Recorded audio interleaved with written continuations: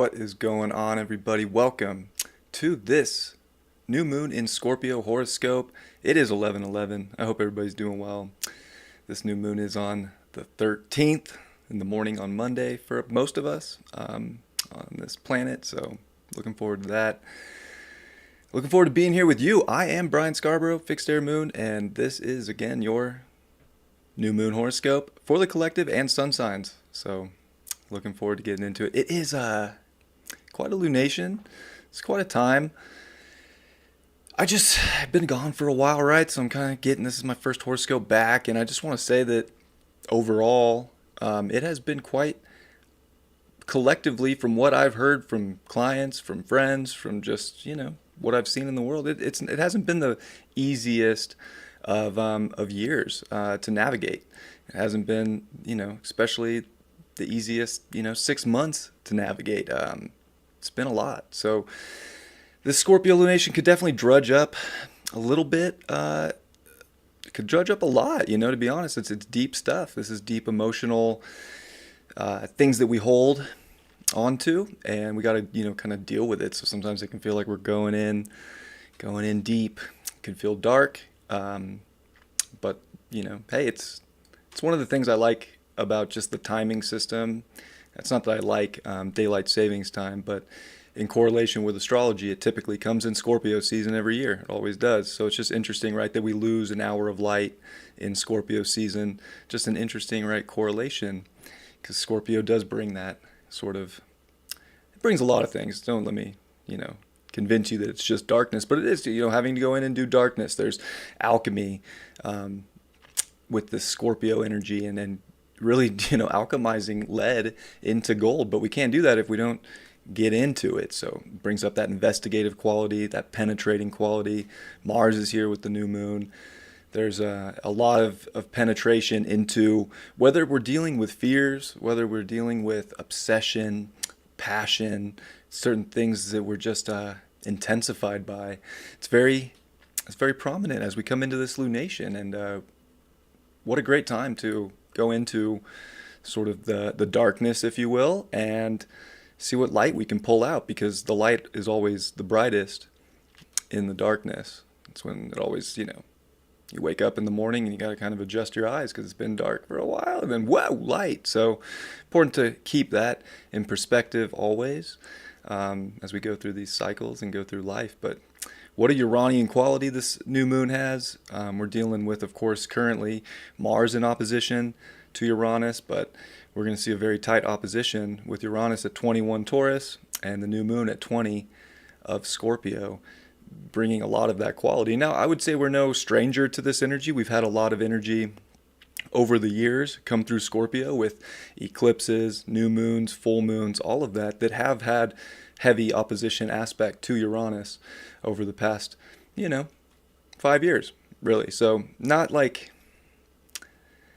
the most, not that we've never seen it before, but with Uranus, it can never be, completely expected. You can never think that fully what you're going to get, because, well, that would slow down the acceleration into our own growth, our own healing, and Uranus doesn't really give us that opportunity. It kind of brings up exactly what we need to accelerate us towards exactly what we need, disregarding a lot of the times what we want. And that's where an opposition here is very interesting, because Scorpio has deep desires. It has wants. It has needs at the deepest of levels, emotionally and even physically. And Uranus, of course, in the physical sign of Taurus, again, what you want and what you need could be completely different things. And I do think that we get a good look at those things over the next month. So, hey, let's go see what we need. Let's accelerate.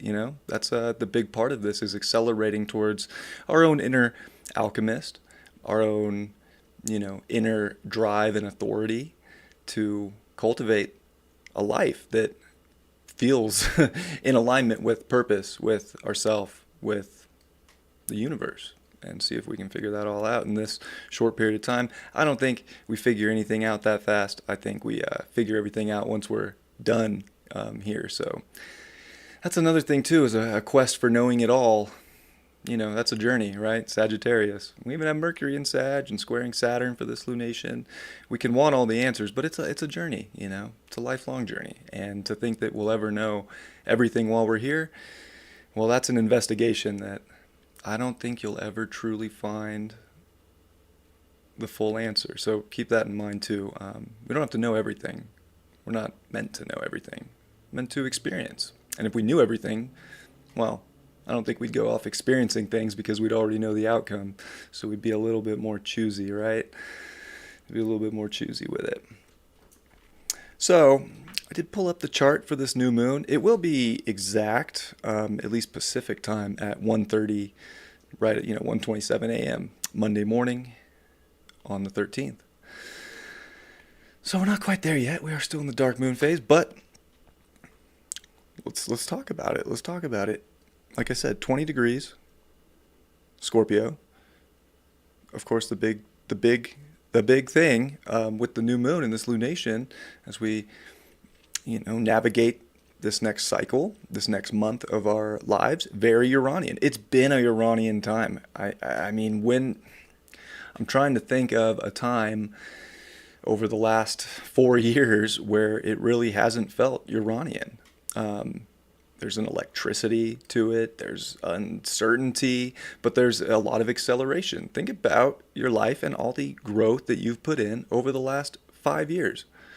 I would imagine it's been significant growth, significant understanding of yourself, your values, your uniqueness, people, just a lot of growth and understanding towards a lot of understanding towards vibration, right? And the frequency of yourself and how to relate that with others, right? So it's very, very Uranian, bringing up more of that, but I feel like we are more used to it than we want to give ourselves credit for, so I don't think it's really to just, I hope nobody's freaking out. I know Scorpio brings up fears, deep psychological things, drudging through some of our life's traumas, fears, darker energies, but you have to have that, right? You have to go into that darkness. I think Lauren showed me something the other day. She was scrolling Instagram and saw a feel good post, a quote of his from a while back. I don't think he posted it, but another account posted it and quoted him. But it just mentioned that, to be a healer is to be proficient in the darkness, is to be very familiar with the darkness. And that's our own darkness, right? We can't hide from it. We can't run from it. No matter how much of a light worker we can claim to be, we still have darkness. There's nobody on this planet is safe from that. Everybody's got that polarity. Everything has a pole. Everything has a polarity, right? So it would be silly to think and naive to think that doesn't exist. And this is typically the time of the year where we can't run from those things. We gotta face the deep truth. We gotta investigate how to transmute the energy, because that's the Scorpio energy too, the transmutation, the transformation that is so widely associated with Scorpio. So there's a lot of acceleration towards that, but we're dealing with the opposition, right? So it's dealing with desires, passions, and it's dealing with, other people too. Uranus can represent other people, friends, the collective, if you will. There's a lot of different passions. There's a lot of different values. There's a lot of different, places we want to go, things we want to see, what we want to do, what we want to accomplish, what we want to manifest. There's so many different layers to that. And I think we're all having to really make sure that we can balance, what's ours and what's not ours, right?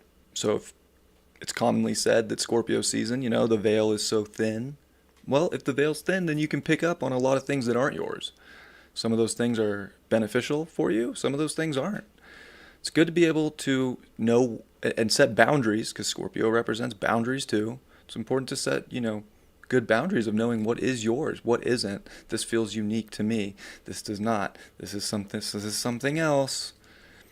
I got to set a boundary. I have to know, limits. Because Scorpio does know it knows how to push the limits, right? Pretty much to the furthest brink. And I think that's what we want to do that. We definitely want to have start pushing our limits. Well, this is the first lunation we're dealing with Saturn direct, Pluto direct. Neptune won't go direct until December 6th. And then, Chiron and Jupiter will start popping off at the end of December and into January. And Uranus just going to feel like it's, retrograde for a little longer. But we're coming into that time where there's a lot of energy coming back online. I do think with Saturn and Pluto, and especially with Saturn being the dispositor of Pluto for almost the final time in our lives, but not quite, that's helping, move us forward. It can definitely feel like there's going to be forward progression, maybe more so than the past couple months. So I think there's a lot of things that are getting ready to really move forward, that are getting ready to make some things happen. Could feel like we have to do a little bit of that extra deep work, a little bit of extra healing, a little bit of extra investigating, a little bit of drudging, through some emotions. This is going to bring to light a lot of the things that we're really into, right? Things that we may be borderline obsessed with.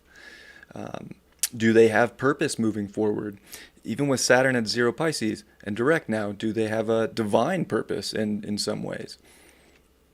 Do they feel like they're in alignment?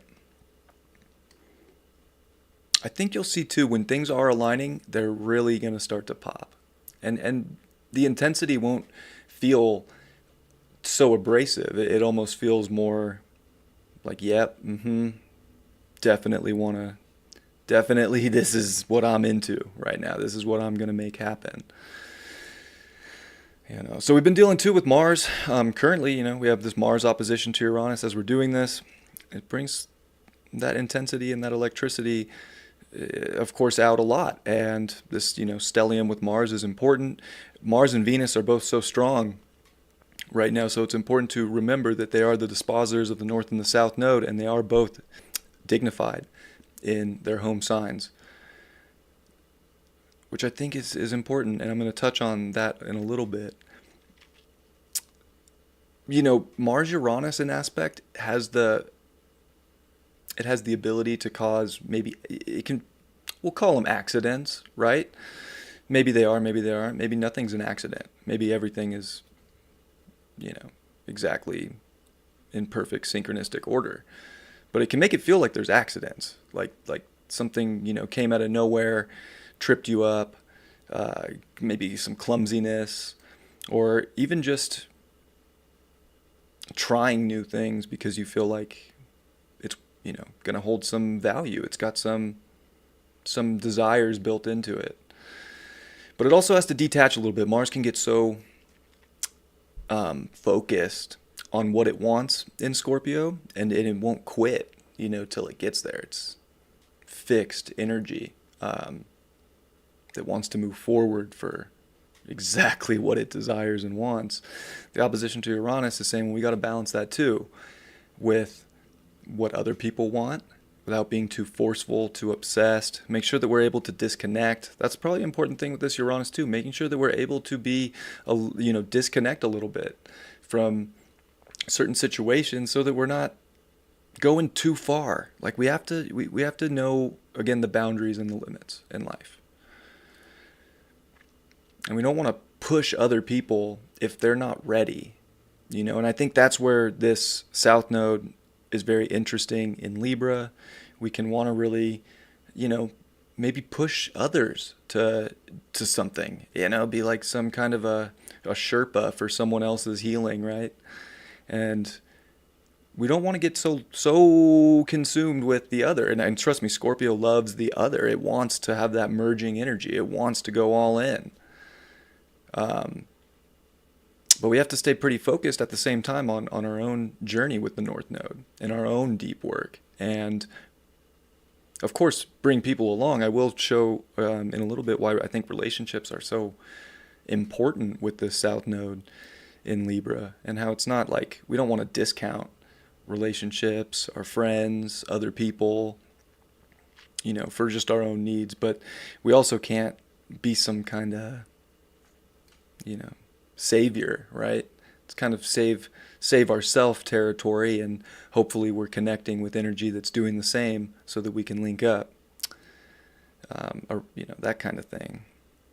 But these nodes having their dispositors dignified, very important. It makes them very strong. And, well, even Juno, which isn't on this chart, is at 10 degrees of Virgo and making a trine over to Juno's husband, Jupiter. All right, so the relationship asteroid Juno trining over to Jupiter in Taurus retrograde also, is that our unions are crucial as we look at the nodes that have been squaring Pluto. They are such a big part of our purpose on this planet is people and connection. Like, we cannot ever discount that, right? I think all of us can agree. The world, life, and everything would be so lonely if it was just us all the time. So, but we're having to really see which contracts with people have expired and which ones have not. And it can feel like we've had to expire a lot of contracts. I remember when I did the year ahead with Natalie earlier this year on her channel, that I was really thinking this energy with Pluto square the nodes reminded me of contracts being voided, having to really understand what relationships are beneficial for your own personal growth and which ones are kind of a block, or they're manipulating your life in some way to not go in the direction of your unique path, of your, defined path that you're here to do. And making sure that your relationships are so in alignment with yourself. Compromise is so important, finding balance, but it's not compromise if you're giving up your sense of self for somebody else's dreams or somebody else's way of life or beliefs.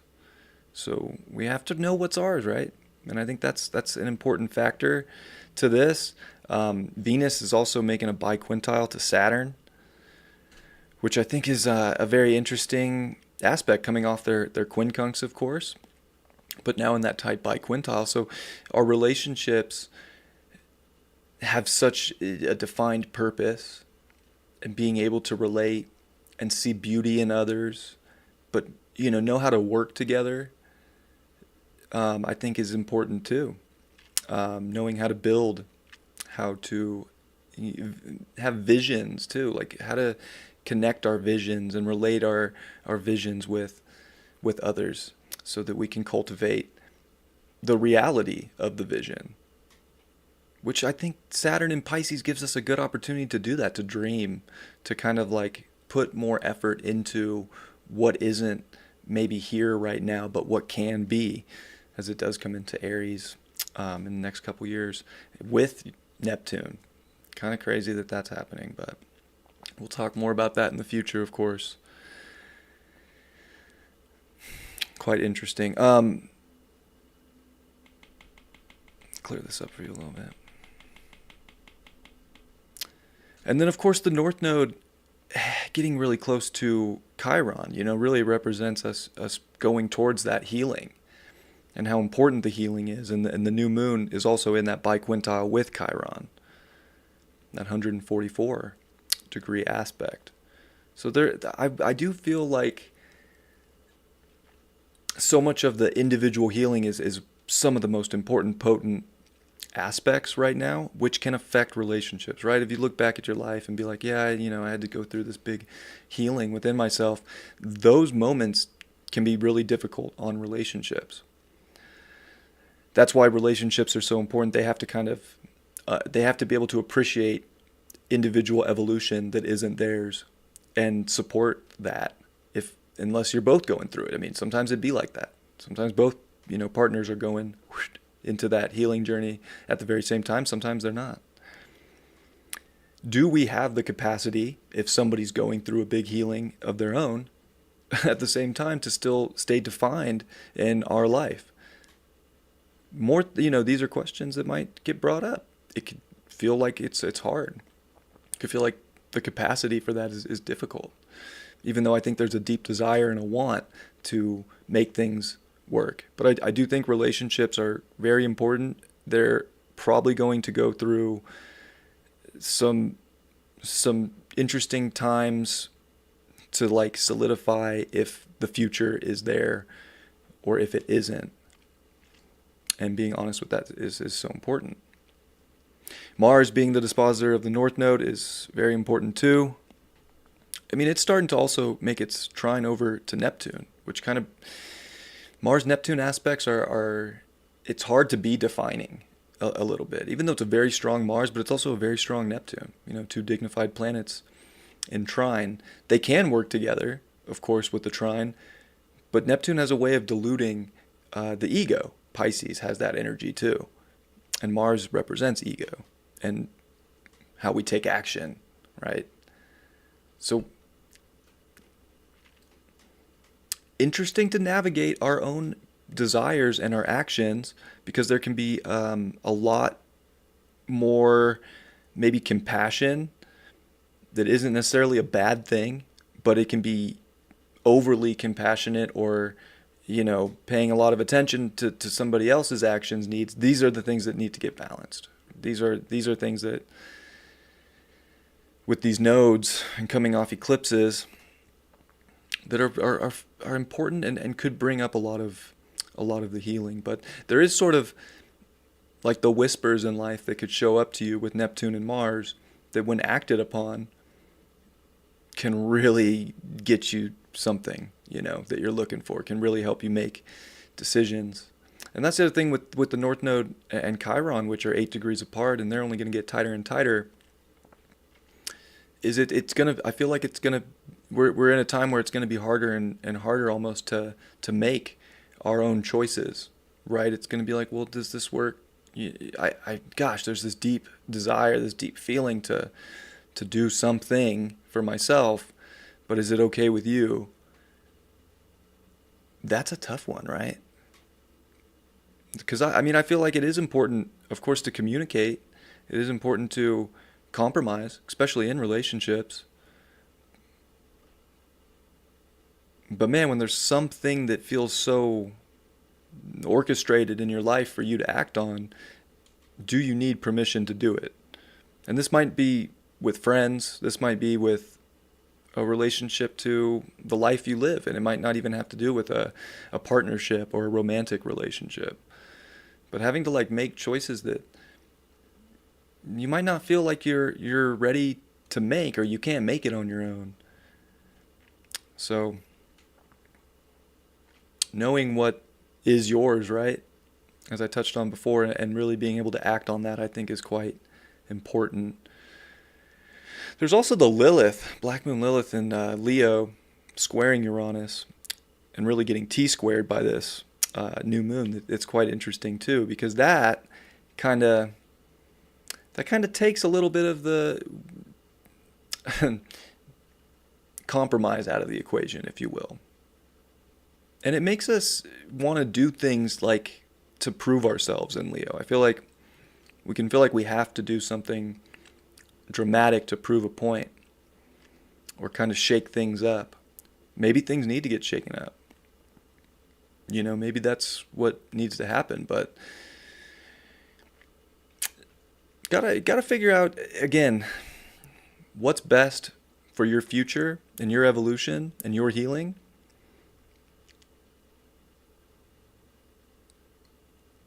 And kind of just make those things the top priority.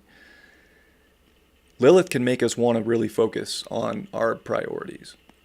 It can make us real stubborn and maybe not as willing to listen to the other side, which I don't know if I feel like that's a terrible thing with these other transits, but it can make things a little bit more abrasive in relationships or with friends or with people in our lives, right?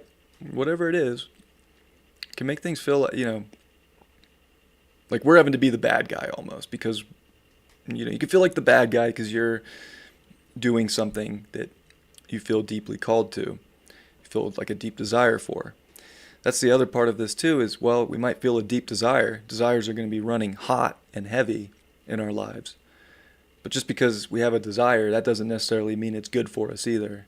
And we might have to go, that might be something that gets brought up. It's like, oh, well, this wasn't good. But I had to experience it.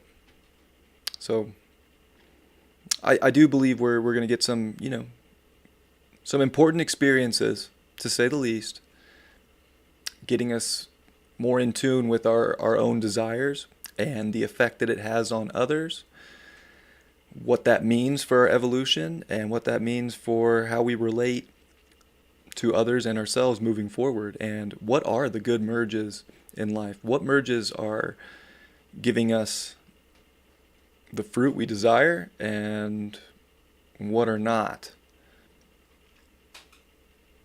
And lastly, I'll touch on Mercury, of course. In Sagittarius, so Mercury is going to be making that square to Saturn. It has already made the exact square, but that energy is still present. Mercury and Saturn in square, I mean, it's an interesting one, because you could definitely want to assert yourself, and your opinions and your truth, your beliefs here in Sag. It can bring an importance to that. I think speaking up is key, but there's also the blocks that Saturn can bring, where it's like, maybe I shouldn't voice my opinion or my belief on the matter. Does it even make sense? Is it too much? Can kind of get ourselves in an interesting psychological space, especially if we're going through some deep things here, and there's deep emotion, there's deep feelings. We do want to get it out, and I think it should be a high priority to be responsible for our expression and for where we think our future's going, our journey's going, what we believe in. It's good to have those debates, and then to not be so dogmatic about it in the sense that you don't have to convince somebody to believe something you're believing. You don't have to, it doesn't have to be just because you want it some way and you believe it some way. That doesn't mean that somebody else has to believe that. It's definitely finding mergers and having conversations and debating, accepting the other's, opinions and beliefs, and still keeping yours. I think that's very important. I think it's our duty, if you will, right now, to be very honest and truthful. And I do think that Mercury, with the square to Saturn, with Mercury here in Sagittarius, instead of maybe having such long-winded conversations, if Saturn could be helpful here, it would definitely make things more to the point. It would consolidate the story we're trying to tell so that it can be more digestible. So I think, there's certain points that need to be expressed, talked about, understood, communicated, and, we don't have to get too lost. But of course, Saturn's here in Pisces too, and these two energies are definitely, there's no consolidation in the universe. It's infinite. And Sagittarius is almost just as vast, right? So trying to bring, I think, put things into sentences that really do hit and make sense, but are in complete alignment with your feelings, your wants, your needs, your desires, your path, what you want to manifest, what you want to create, how you want your life to be, and what are you trying to transmute. So speaking, I do believe, is of high importance, as always. Also, Venus and Mercury are in their sextile too.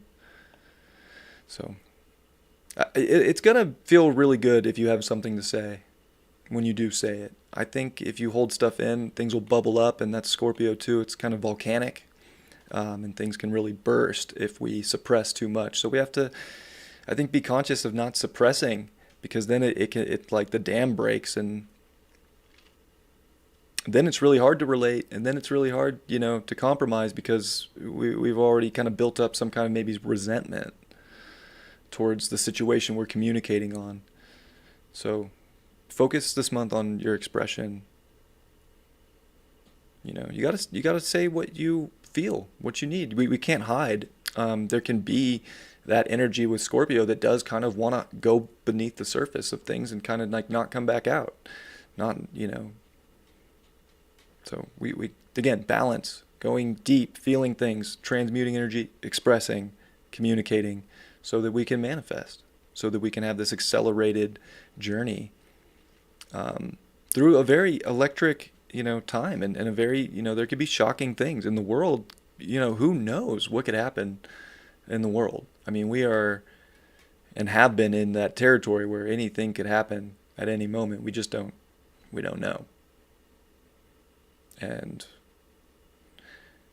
the more, you can detach a little bit from that and stay more hyper fixated on your own energy. And even with this chart, because it's funny, because this is the exact moment, it is all this energy in the third house, which is your environment, things right around you, your community. It's important to make sure that I think the main focus is still more consolidated than, the world, the collective. Like, there's too much uncertainty and not really enough that you can do as an individual, and maybe we can come together more in the future and make changes, and I do believe we will, but right now I don't know if there's any way to make these changes. I just don't. I feel like it's out of our control with Uranus and Taurus,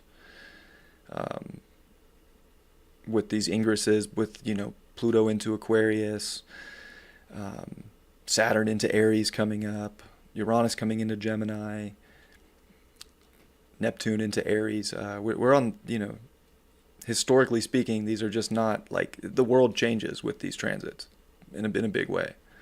The collective changes. Things go down. Change would never happen without something happening. So, I think it'd be silly to, sit here and say like nothing like that is possible. Absolutely it is. Is it worth putting all of your attention on?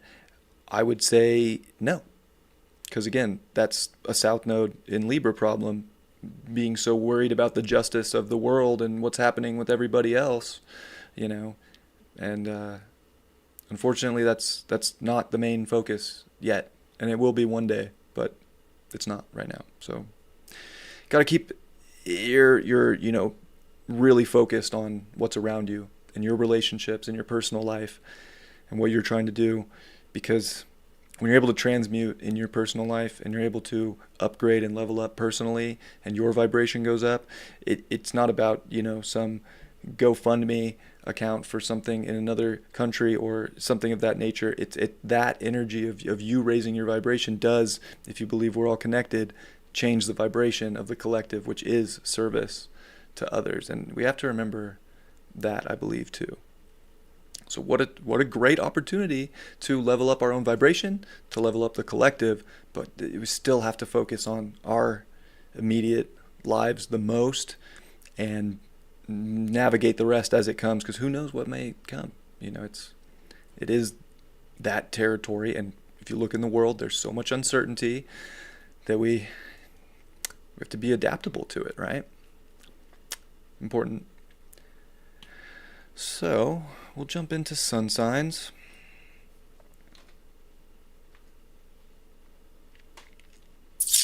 And run through all 12 signs.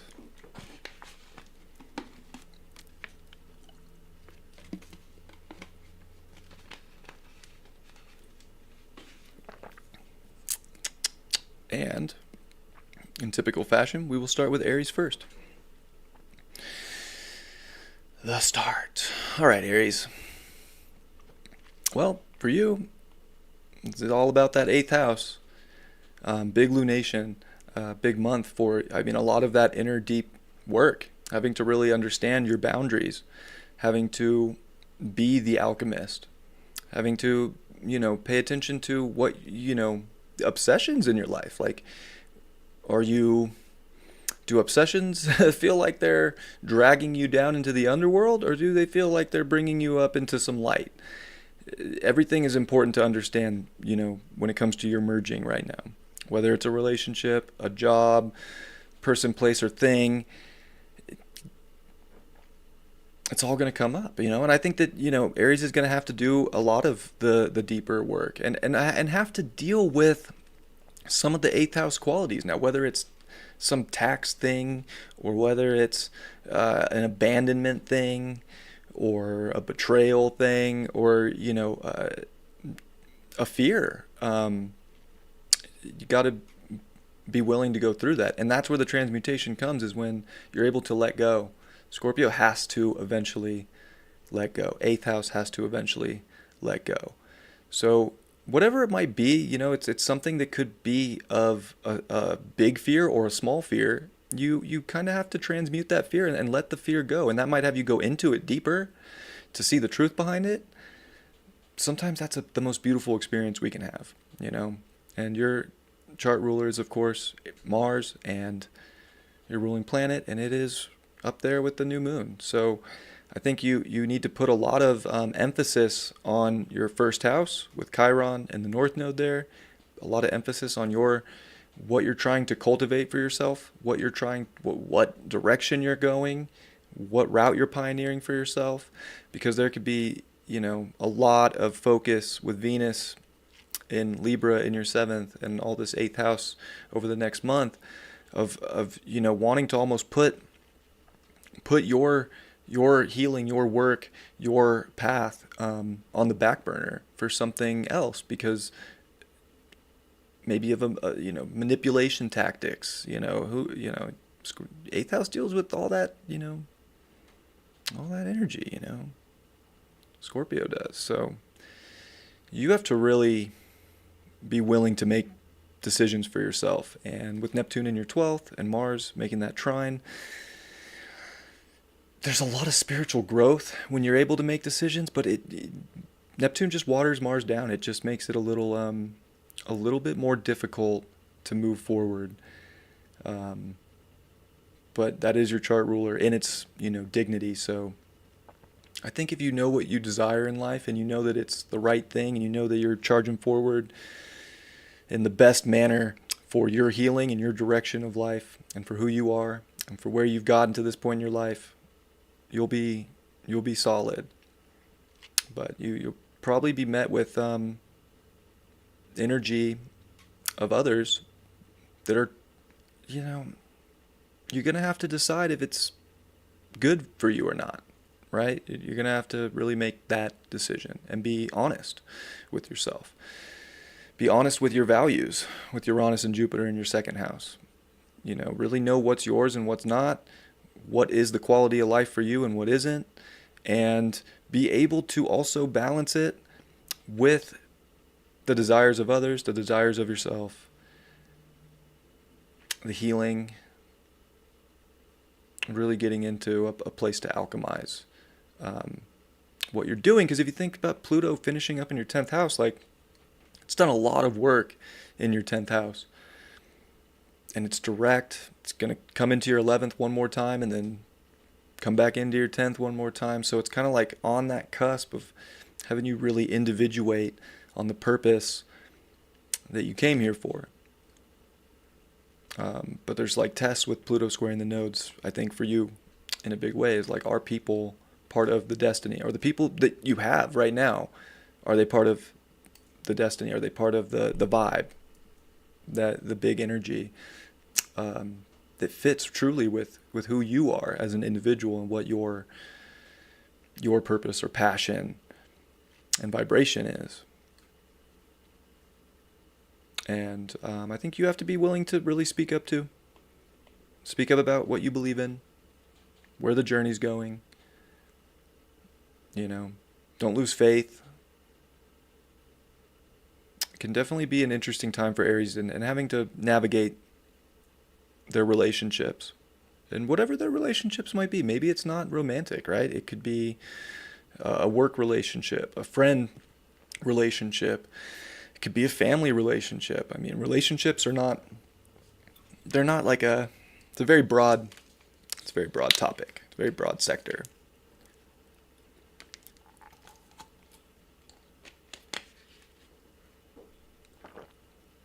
So, wishing you the best. I think that this is a great opportunity for your healing, great opportunity for your alchemy within yourself, to know what's yours and what isn't yours, to make decisions like you're the ram. You got to charge forward, especially for what you feel deeply is right for you. Now, whether it is, when all said and done, is really irrelevant. It's what feels right now. It's important to speak on those and to act on those. You know.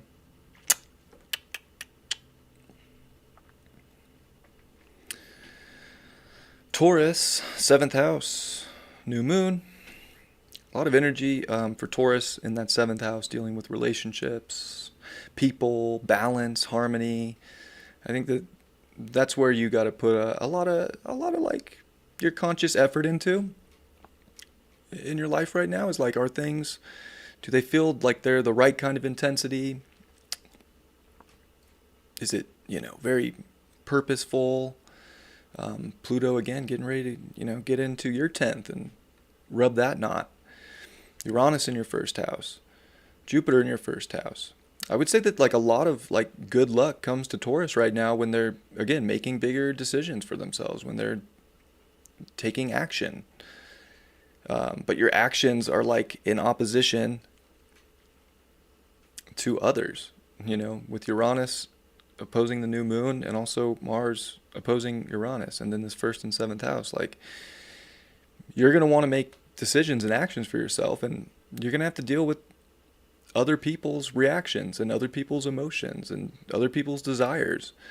You got to find some middle ground there, but I feel like it is for you one of those times where you do want to make decisions for yourself, but you kind of want to put a lot of focus too on what other people are doing, because you have to compromise a little here. More so than Aries, right? Like, you got to compromise a little bit more because you have North Node in your 12th house. The last lunation was more about really, really stepping into your power as an individual. It's a little different when it comes into the 12th. You can't push as hard. And when you push, things don't work. So for you almost have to like be able to really take information from the other side with the relationships in your life and make sure they're in alignment. Because that's the big thing, is balance. Everything for Taurus right now should be there should be a primary focus on balance. Not too much push on your part, not too much give on your part, but being able to really solidify your relationships because they're balanced. That's the key for Taurus right now. And Mercury is also in that square to Saturn from the 8th to the 11th house. So I'd say Mercury for you is like, it wants to have some deeper conversations. It wants to understand more. And I think the best way for you to do that is to ask questions, especially to the people in your lives. If you don't know something and you maybe feel like something's going on, you got to ask the question. You got to get to the bottom of it. You'll never know the truth if you don't ask. Just maybe thinking might not be the way right now. You might have the wrong assumption. I think you should be responsible about listening to other people and then giving your side so that you can find that balance. I think that's very crucial for you. And Venus is in your 6th house, so it can definitely also feel, especially for you, with that being your ruling planet, that you have to put in a little bit more work than maybe you want to, especially in the relationship sector. I got such a dry throat today. Especially in the relationship sector, you might have to, again, have those conversations, share opinions. There might be a lot of debate. There might be a lot of back and forth. You got to pay attention to your health, I think, right now. I think that's very important. Again, and even holding in certain things that need to be said, like that can affect, your health as well. So it is definitely of importance to start having the conversations that are purifying and putting into alignment your relationships with whatever you have a relationship to. Again, it's not always about a romance, but it can be for a lot of Tauruses right now too. Just in terms of like your day-to-day life too, I think it's important that if things aren't in alignment if they're a little messy, you would benefit greatly from getting these things into a little bit better order. If things look like they're completely out of alignment all over the place, it would be crazy to think that you can just sweep it under the rug, not express it, or actually put in, the energy to fix it. I do believe you want to pay attention to those things right now. So relationships, not just letting everything go, but I think you do have to at least hear out the other side and be forgiving at the same time. You don't want to cast too much judgment, or that could spiral, too. Like, you definitely want to be forgiving of yourself and try not to be too hard on yourself too, because again, with so much in the seven, it could feel like there's so much energy in opposition to you that you could take that as just like, slights on you. And it's really just saying like, well, this is a good reflection of how to make any necessary adjustment that needs to be made. And make things, because that's what Venus really wants to do in your sixth, is make things better. But you'll never make things better if you're, so critical that you won't take the next step on what can be better. Or if you, aren't willing to put in a little bit of extra work. Because I do think, especially with so much in the relationship house and what relationships are, that it's always work. Relationships are work. And that's, probably why the 12th house of Libra is Virgo, because it's like a expansive, work zone that needs to be figured out to have good relationships in our lives. So it takes effort. So effort, communication, balance, really finding middle ground and compromise is, I think, more important for you than anything, but also knowing that you can't just give in to everything on the other side too, or you won't get your growth and your benefit either. So sometimes, you have to disagree to eventually find an agreement.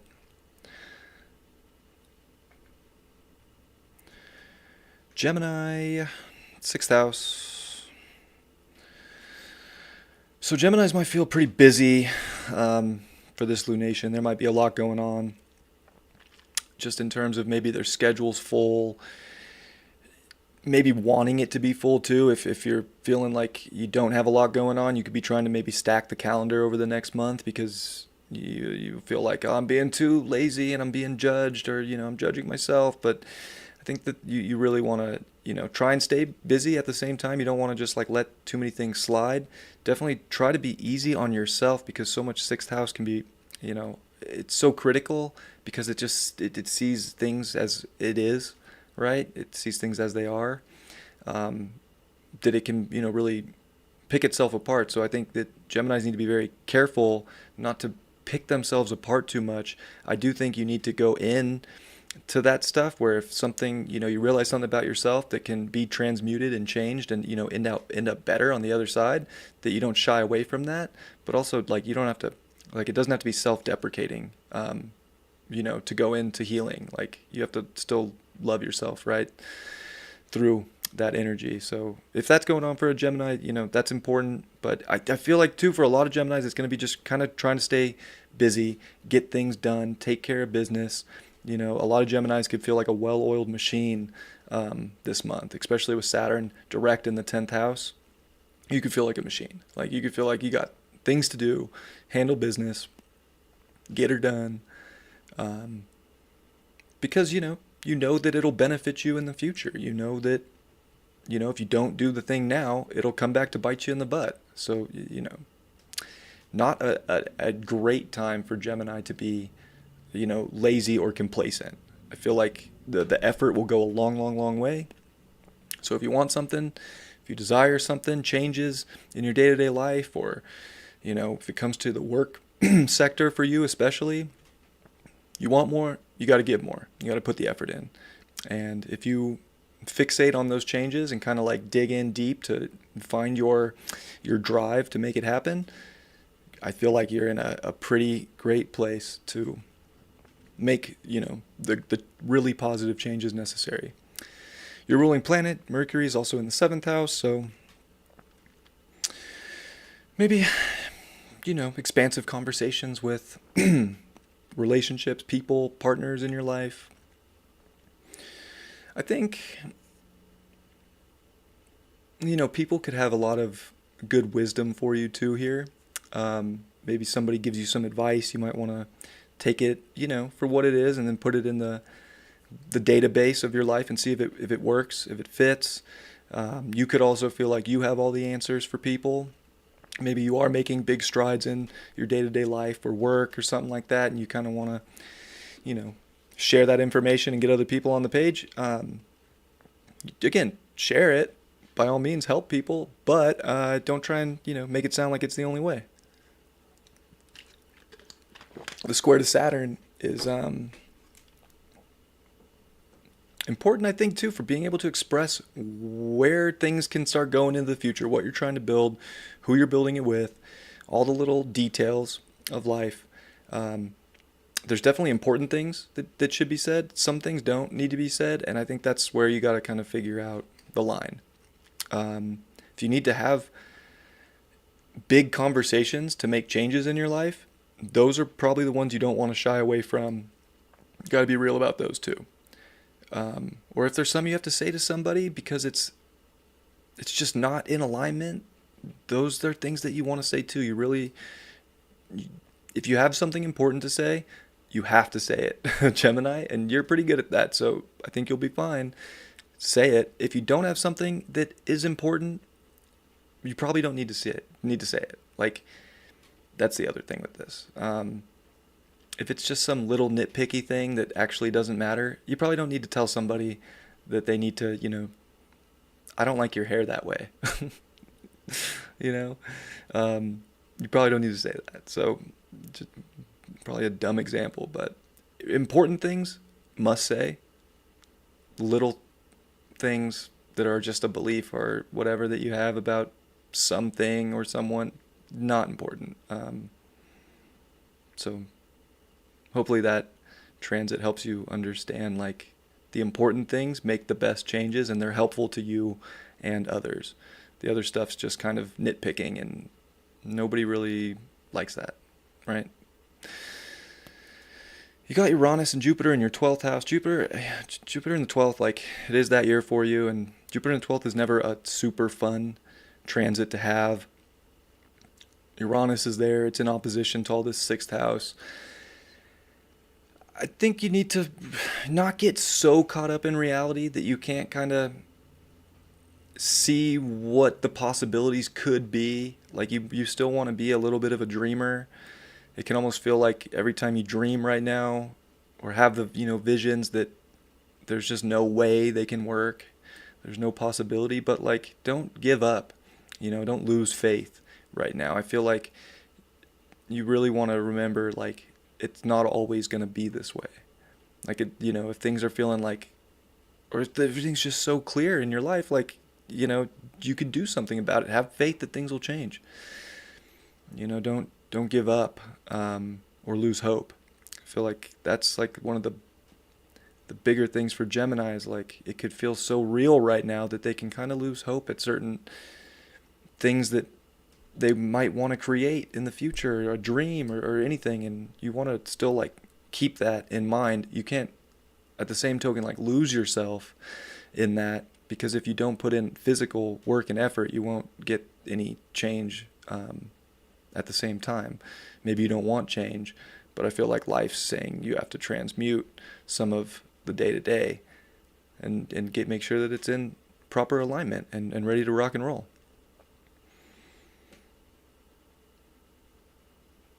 Ready to rock and roll. Venus in the 5th, definitely not a bad place for Venus. Might be wanting a lot, might be wanting some attention, wanting to really have a good time, which can be a little conflicting with, I think, some of the work aspects in your life that are important right now. Just knowing when to go hard in the work sector and when to go hard in the play sector, very important. All things should be balanced. Make sure you are balancing that too. And remember to give yourself positive, loving attention with Venus in your fifth house. That'll help you be way more creative about any little detail that you're trying to make happen in your life. Um, so Venus may be one of your like saving graces here in the fifth for such an intense energy in your sixth, which can be a little too harsh on oneself.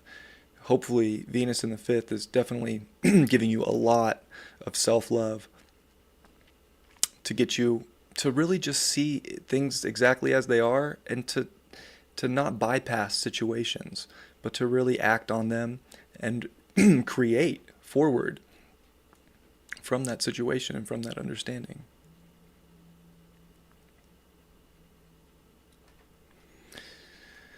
Cancer, fifth house, new moon. Not not bad, Cancer. Not bad. I mean, you have the cardinal signs are getting, you know, hit pretty good. The fixed signs are getting hit really good. But it's good to have fifth house energy, like thank goodness. But of course, Pluto finishing up in your seventh, and these square to the nodes, and this, all this cardinal energy. It's like, gosh, when is this going to end?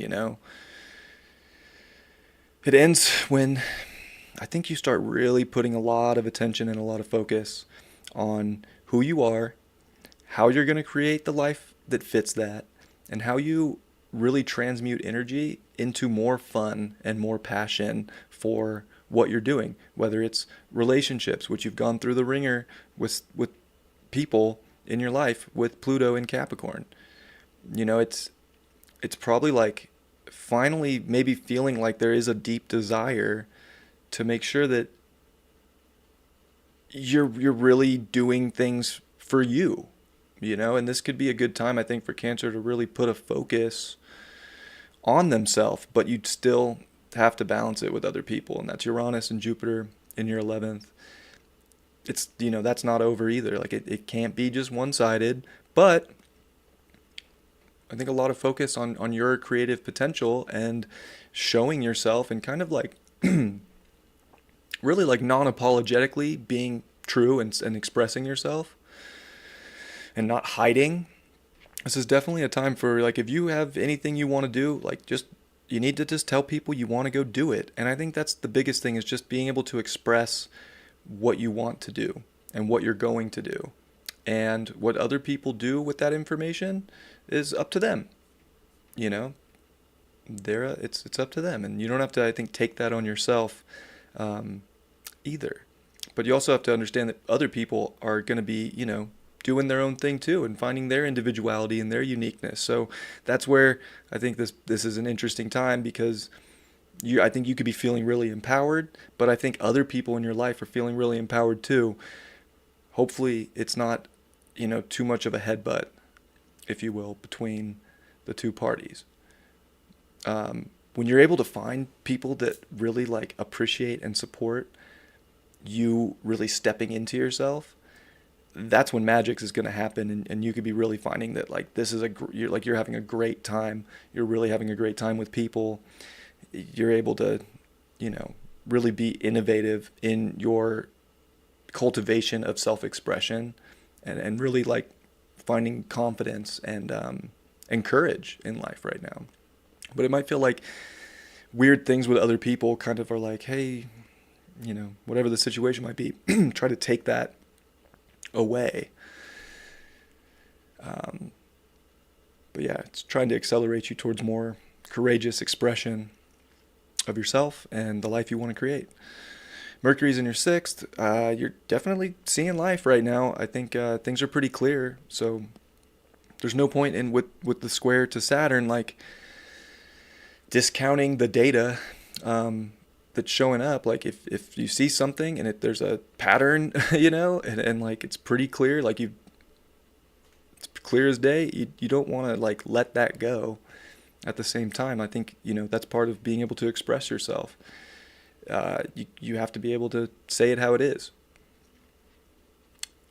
So yeah, things are definitely, I feel like you could be firing on all cylinders right now, and it just comes to like you not shying away from expression, but really telling it how you see it and how you feel it. And being okay with other people having a different vibe or a different opinion. Like, I think that that's just important always, but for you, you could find a little bit of resistance. Different beliefs, different strokes for different folks. Like, find what your happiness is, work, and put a lot of mental energy into the things that make you happy. And it'll be really beneficial. And of course, Venus in your fourth house. Not bad. I mean, I feel like you could want to, really spend a lot of that creative, loving energy with people really close to you, whether it's family, whether it's friends. It might not feel like you want to, get up on stage and sing karaoke. Maybe you don't. Maybe you just want to kick it and keep it more low key. Maybe you do want to go out and really be seen. I would say for Cancers right now, with the North Node and Chiron in the 10th, the more you do put that energy into like the public eye and really show yourself and not like hide behind an insecurity or a doubt about yourself, but really like unapologetically be yourself and show it off, a lot of growth and healing will come, as always, and you'll probably have a great time doing it, but it might feel like you don't want to, and that's okay too. You don't have to go out and do something that you don't feel like is yourself. So I think you have a good balance there at the same time with Venus in your fourth of like really paying closer attention to the expression of self in the relationships that are really right around you and close to you, or really, taking what feels good about yourself and showing it to the world and to people. So I hope Cancers are feeling at least energetic and like they want to do things in life that make them happy, and put more attention on those things and not worry about what others might think. And also, you have to remember not to put people down at the same token if they want to do something different. Like, that won't get you very far either. So acceptance of others and really showing yourself and having a good time this month. Leo's got the fourth house. Leos are getting pretty blasted here. Just like Taurus and Scorpio and Aquarius. Not always a bad thing, but definitely there's all this energy in the fourth house with Scorpio, but it can feel like there's so much pressure with squares to maybe your natal planets and things like that like it's extremely difficult to chill. Like, there's a lot that needs to get done and get handled. And that's probably where the balance comes with Uranus and Jupiter in the 10th, is like, it is important to balance that energy out of being like, okay, I would actually like to chill out and stay at home and put a lot of attention on my home life. Maybe some Leos have some big changes and transformations happening within their home. But to remember, like, they still got responsibilities outside of the home, and they still got to take care of that, and to maybe put attention into, what they're trying to build outside of the home, whether it's a career or, some kind of a public image, which, of course, Leos like public image, like, they want to be seen. So this is kind of an interesting time where you can feel like you want to hide back a little bit below the surface. Absolutely when you need to, and then focus on those things that are important, but also try to shock people a little bit with what's going on in your life. Like, you kind of want to be able to, I think, express what's going on the inside to the outside. Again, maybe this is just, people you're around outside of your immediate family or close friends, like, sharing some of what's really going on. But I feel like there can be sort of a nature that would be weird for Leo right now, because it would be almost a little bit more reclusive than a Leo would be used to, right? Leos don't necessarily want to be reclusive. They kind of want to go wild, have fun, show themselves. Like, let's go. Little more laid back, low key energy, which could also too mean that there's just a lot of work that has to be done inside with the things you're feeling.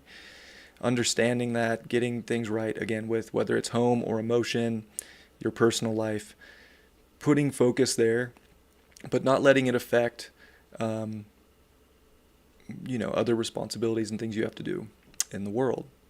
And not letting the world also, at the same token, or people's opinions or work, you also not letting that stuff affect your home life and your personal life. Having to really maybe set a boundary between the two, make sure you're getting things done that you need to get done, being responsible, but cutting it off and dealing with, personal life separate. So a lot of fourth house energy for you. And Mercury in your fifth, which I think could keep you very positive. It could definitely have you wanting to maybe start a new creative endeavor in life. Maybe the wheels are really spinning for like, what's the next thing that I can put out there? And I bet the more you like focus on really what you're feeling, the more you're going to be able to expand on what the next, creative pursuit is, or what you want to, maybe show or say. But there could definitely, I think, hopefully be a lot to say, but that square to Saturn in the eighth can kind of, again, make you feel like you want to not say it. I think you have a duty to say things right now. I think we all do. It's important to speak up, and especially for you, like, what's really going on with you, Leo? Like, you can't be hiding. You can't be hiding really right now. You got to be really, like, I think, honest with your feelings and your emotions with anything in life. It'll make the merge and the transformation better if you just say what you need to say.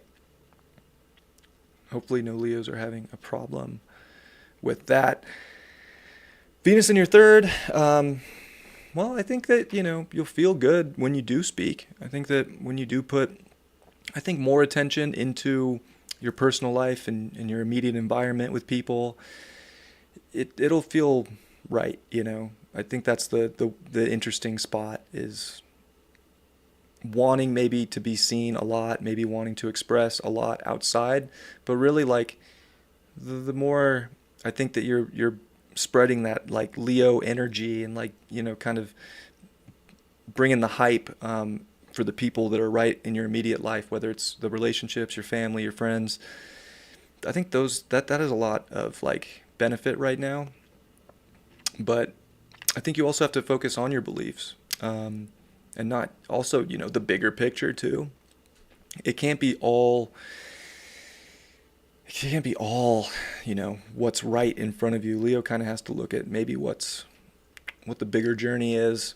And I think getting the foundation in alignment and the relationships in the foundation, getting all of that in alignment so that the bigger picture can kind of start to be created. And I think into Sag season, you're going to start to really see, like, oh yeah, there's some big things that I'm going to get going here for the end of the year. Like, I want to kind of finish this year on a bang.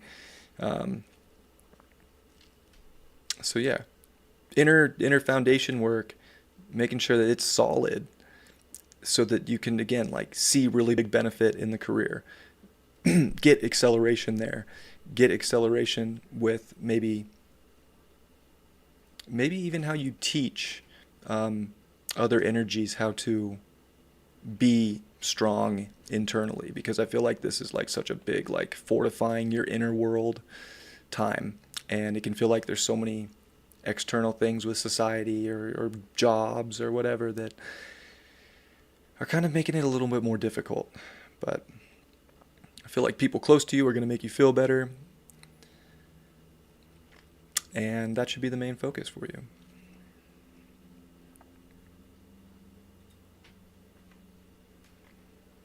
Virgo's got that third house, new moon, so a lot of energy with your community, the things close to you. Again, maybe if you have brothers and sisters, if you have that kind of energy, maybe it's a big time doing stuff with them, or having to, go through something that involves a brother or sister. I don't say that often for the third house, but for some reason it seems important now.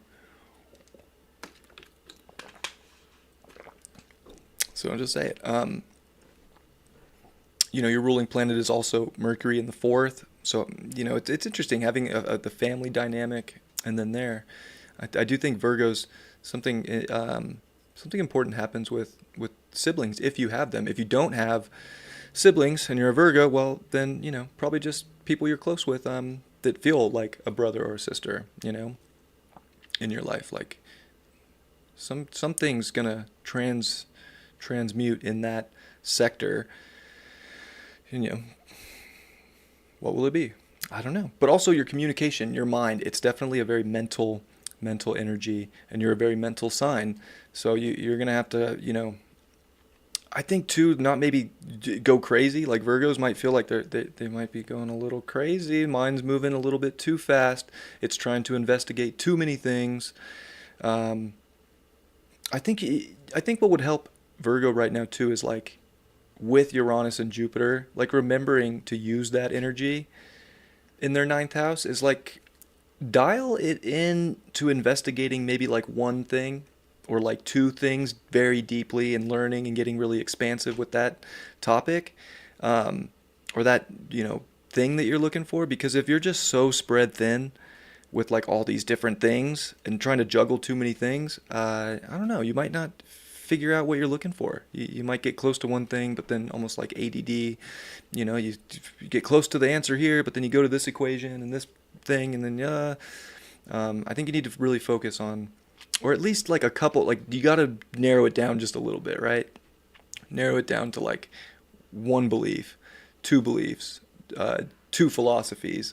What higher learning are you going after? Like, I think that'll benefit you too. So consolidate your mind and try not to get so focused on everything, but find a happy medium. And I think that's a good way to go about that energy for you, Virgo.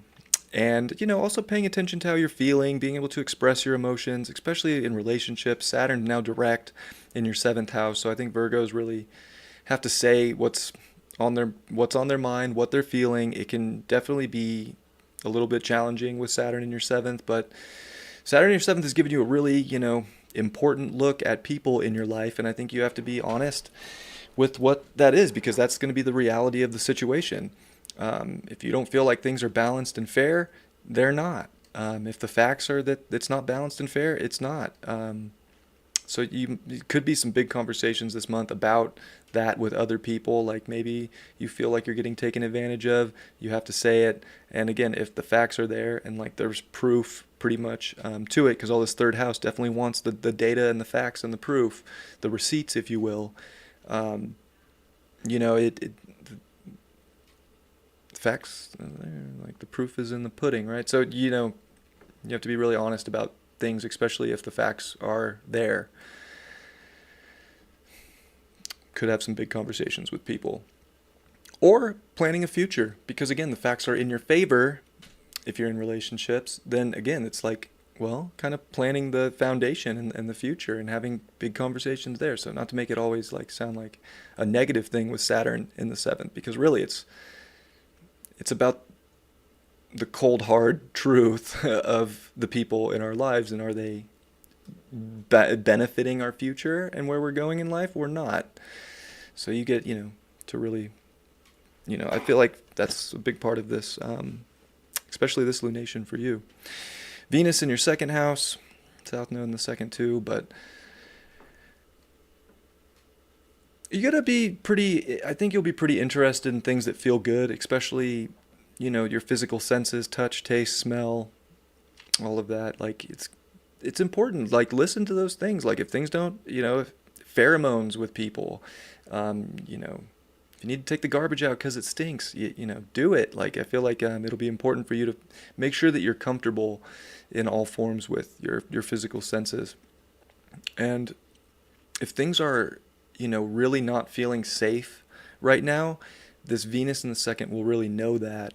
And I think you have to be honest with things if they, you're not feeling secure, you're not feeling safe, those might come back to like having, really expressing yourself. And then on the other end, it's a great time, I think, to focus in on your, being confident, finding security within yourself. Again, this might come through conversation. This might come through in whatever way it comes through, but you really want to like put a lot of emphasis on feeling like you're, valuable and you're important, and upping your confidence, because that'll help you, up your manifestation and up the money game in your life as well. Um, so I think that's extra important. But again, all this eighth house too is North Node, Chiron. It's important that, you have to trust people too. I feel like, Virgo might want to feel like, again, that whether they're losing trust in another person or what, but like you can't like lose that outlook forever.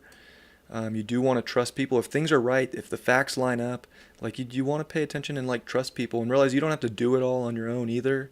And I think that's why things need to be in a pretty good alignment for Virgo right now. And being able to express what you want and what makes you feel good and what doesn't make you feel good, extra important, so that I think it's, you're really merging with the right people. And there can be, I feel like, insecurities around that, maybe based on the past, maybe being betrayed, or abandoned, or, whatever it was in the past.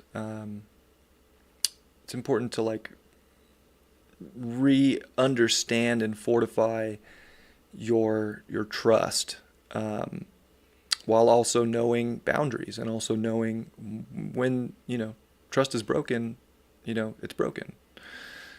But giving at least the opportunity for trust to cultivate.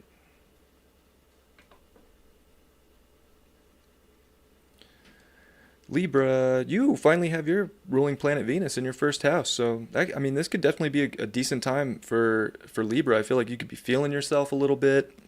Even with the South Node in your first house, typically you feel pretty good with the South Node. Like it's not as abrasive as the North Node.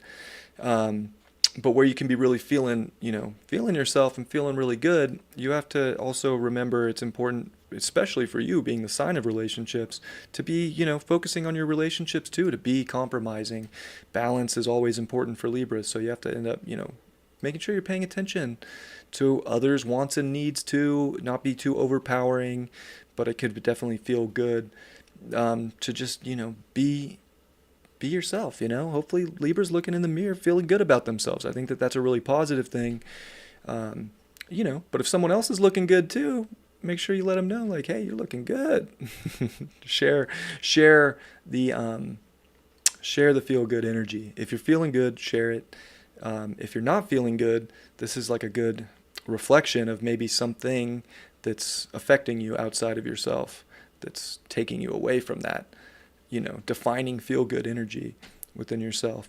And of course, all the second house, it does deal with confidence, self-reliance, feeling good, feeling yourself. I feel like Libras should try to really put an emphasis on knowing that they're good, feeling very capable of creating life, and feeling very confident when it comes to creating life.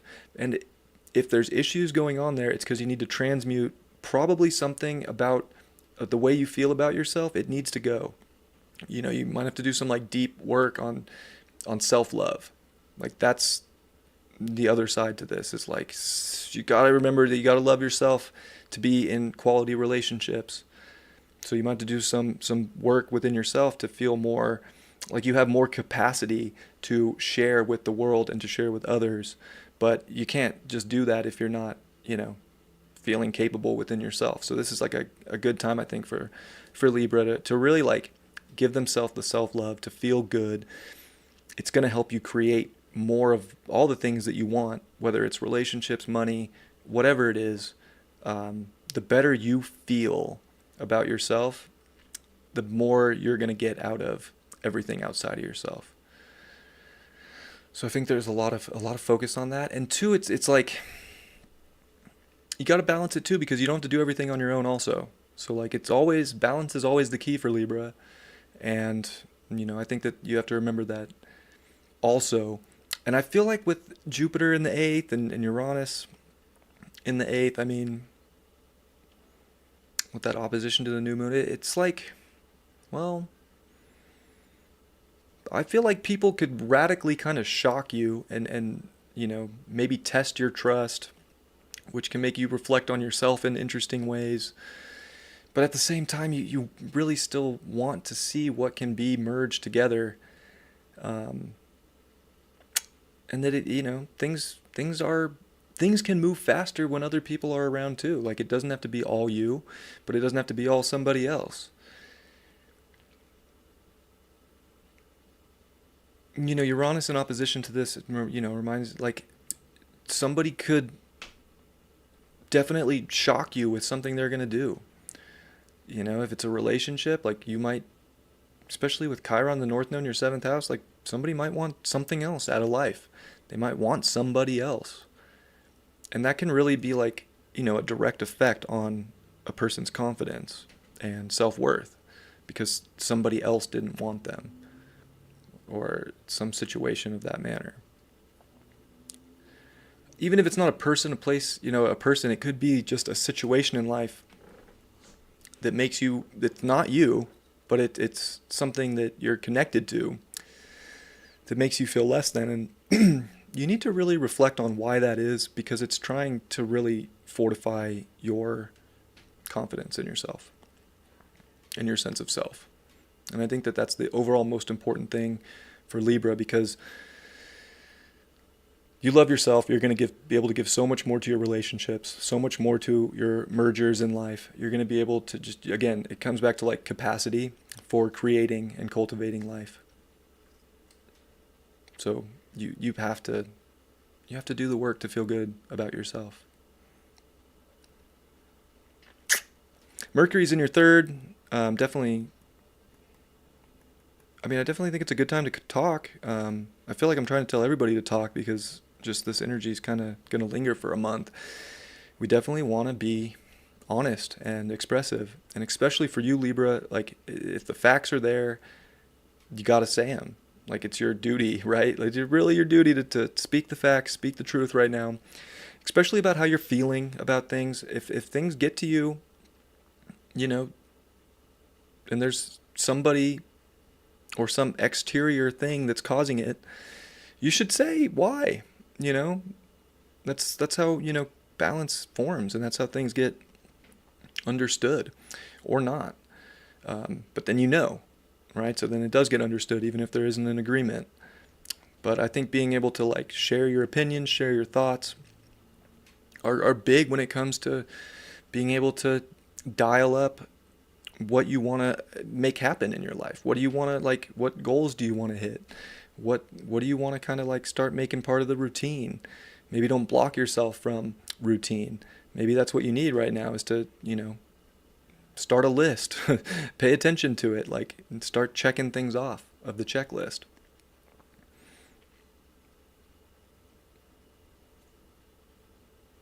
Yep, that's what I got for Libra. Happy birthday, Scorpios. Scorpio. Happy birthday. My best friend Everett's birthday is on the 15th. We're actually going to go out tonight and have a little birthday dinner, a little birthday din-din for the birthday boy. So, Scorpio, first house, birthday season, boom. Definitely put hyper-focused energy on your wants, your needs, what you're doing, how you want to pioneer your life, taking charge. A lot of assertive energy. Outstanding. What are you using the assertive energy for? Are you using it to overpower people? Are you know, try not to. I do think you need to do what you want to do right now. I do think you need to use this energy with Mars and the sun and the moon all together, you know, in your first house in Scorpio. Like, absolutely, you know, this is kind of go pedal to the metal time. Like, things are getting started. New year, new you, in birthday years. But how do you balance it with other people? Other people could try, you know, in some way in life to kind of put a damper on where you're going, what you're doing. Other people could, like, very shockingly put ego checks on you. And how these things affect you is important, because I think you need to be very mindful of self right now. So, you know, if anger forms, if, you know, different type of emotions form, even like love or happiness, you want to be able to at least be very introspective and reflective on why they're forming, and maybe not jump the gun on situations, or, you know, whatever it might be. Like, I feel like, of course, there's energy opposing you that could be a little shocking, a little radical. But there's also this energy on the other side that, I mean, Jupiter's there. Like, that's an abundant planet, you know? It's definitely putting more people in your life if you're single. It's definitely putting more value on your relationships if you're in relationships. And Uranus is kind of like spinning the wheel and you know, kind of giving you like all of the possible scenarios and, you know, things that you didn't even expect could happen. So you kind of want to like be able to navigate that, and I think really let other people also feel liberated in themselves, but also make sure that your relationships are in alignment with you, and that's very important. Like, do you feel like you're an individual in your relationship, or do you feel like the relationship's all consuming and that's just one identity? I don't know which one's right or which one's wrong, but I feel like you're going to have to figure out like things of that nature and be able to at least kind of like take a step back and objectively look at certain situations so that you're able to do still the things that you're passionate about and want to create, without maybe a codependent energy with another or a thing or something of that nature. So definitely a lot for you about yourself and others. But I do think it's important for you to be very defining right now. And it is important for you to do the things you want to do. But it might have an odd or unpredictable effect on others. And Jupiter could amplify that. And what that scenario might be, I don't know. You know, just something getting amplified. Maybe it's something great, right? But I guess the big thing is like your actions have consequences in your relationships. So know that, and yeah, should be as it is. Mercury squaring Saturn in your fifth. Saturn's in your fifth direct now. Like, I would hate to see Scorpios really avoiding having a good time, like feeling like they just have to grow up in life. I mean, yes, of course, it's important to be responsible and, you know, handle things in life when we have to handle them. But gosh, like, don't, you know, completely shy away from love or, you know, going out and having a good time with friends. I think being able to really, it's just expression's important right now for everybody. For you, I think it's more about your values and like what you want to do and how you want to express yourself and like what really is of value to you. These things should be communicated and talked about. And if you're not feeling good about yourself and it's in, you know, correlation with another person, I think that's another thing that needs to be honestly, openly talked about. And it can feel like that's the hard talk to have. But it might be the talk worthwhile to have so that there can be this middle ground found between all this first house and this seventh house for you. And to Venus in your 12th house. So it makes relationships a little bit more interesting having Venus there. Because you could have some kind of, you know, fantasy or ideal about how, you know, other people are supposed to, you know, respond or, right? Like if you try and make a big call in your life and define a path and make a big decision, you know, you might think that, oh, the other person's definitely going to agree with that. You know, yeah, why wouldn't they? And then, you know, this energy with Uranus is like, yeah, what? That shocked me. How dare you? So it's interesting. You know, you kind of have to, don't assume things, you know, or make up stories with other people. Like they're going to show you. Like they're going to show what's up with them. Don't start thinking you know what other people are going to do before they do it. Like I think that's the best way to give you this. Like sure, you know, if you're in love especially, like get all romantic and all that, yeah, sure. But yeah, you know, if you think you know how your action will affect another person to the T, right now you probably will be shocked to find out that the rose-colored glasses of that were ripped off in the long run. So keep that in mind, but also, it's good to dream too. Dream about the things that you want to create. Start fantasizing about the things you're trying to manifest and how to really bring those to life in the future. Great for that. And your actions based off these things will make those things come to fruition. But there's also like the relationship energy and, money situations that could be coming to an end because there's these new beginnings that are trying to start right now at the same time. So be open to that. And again, your actions do affect people. And also with the sixth house for you, right, like you got to pay attention to life right now, and you can't get too lost in the fantasy because Venus in the South Node in your 12th, like, could be like, yeah, everything's great.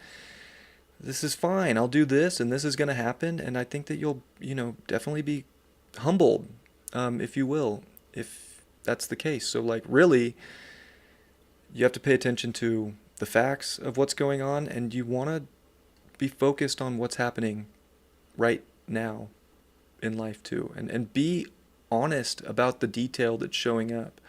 Like, you can't bypass everything right now. It wouldn't be good. Some things are real and that can be hard, but it's worth dealing with those right now. I feel like you're at a great opportunity to deal with situations to make things better and to bring things into more alignment and more purity. But you can't not have conversations if that's the case,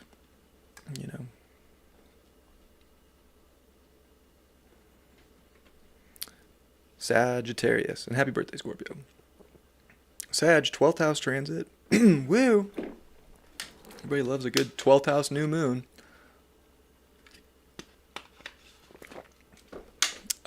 It's the time of the year when, of course, look, things are changing, new cycles are beginning, you're gonna be a year older soon, all of that. But it's definitely not like force your ego time, Sag.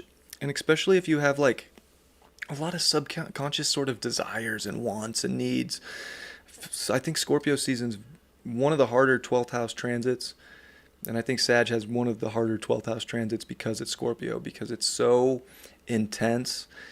And that can like make the dreams intense. That can make the desires and the subconscious wants and needs so intense.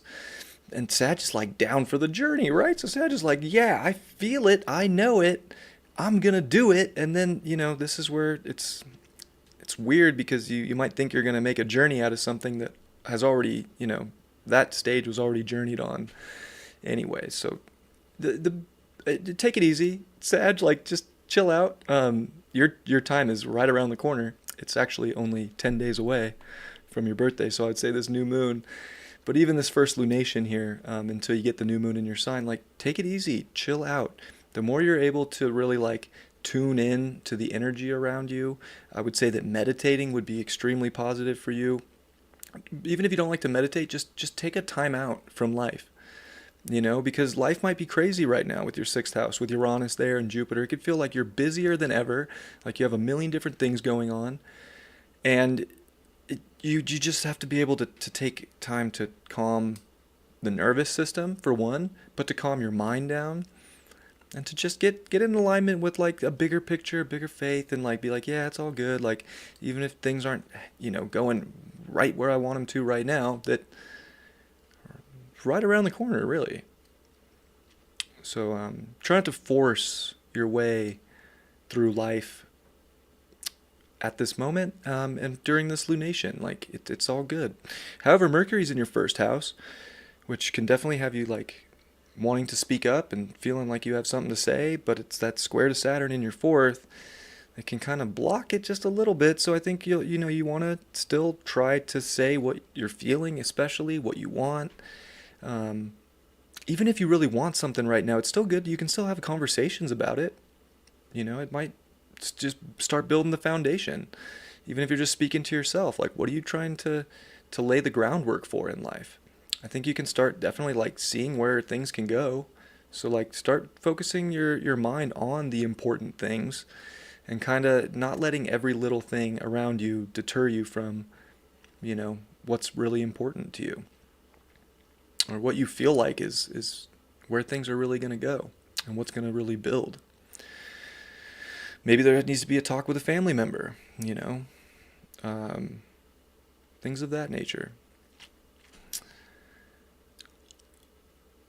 But yeah, I would say that this energy in opposition to your 12th house is like it's definitely putting a lot of pressure on your day-to-day life and maybe your health. I feel like it feels extremely busy.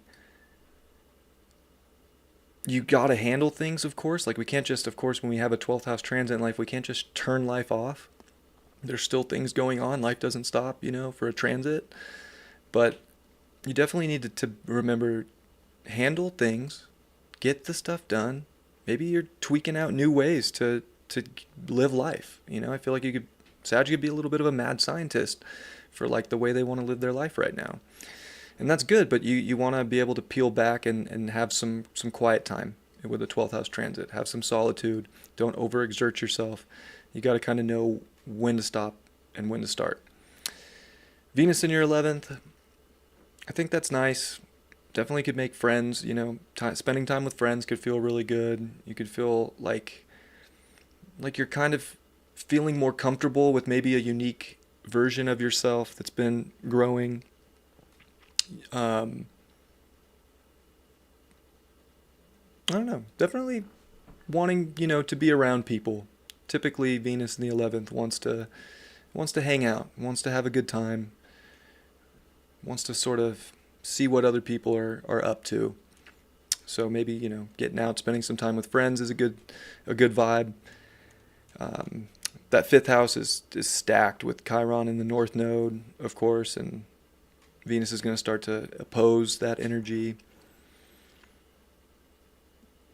I don't know, Sag. I feel like you need to really start making some moves towards what you want. Like I feel like you're starting to see that you have some really cool things in the pipeline, and maybe this is kind of like just starting to feel like, yeah, there's something really coming here for me, and I'm going to start to show this and create this and put it out there. So I feel like maybe that's some of the energy for you. I feel like you're just kind of trying to put the final touches on something that's been very healing for you as an individual to whatever it is, to show, to express, to make happen.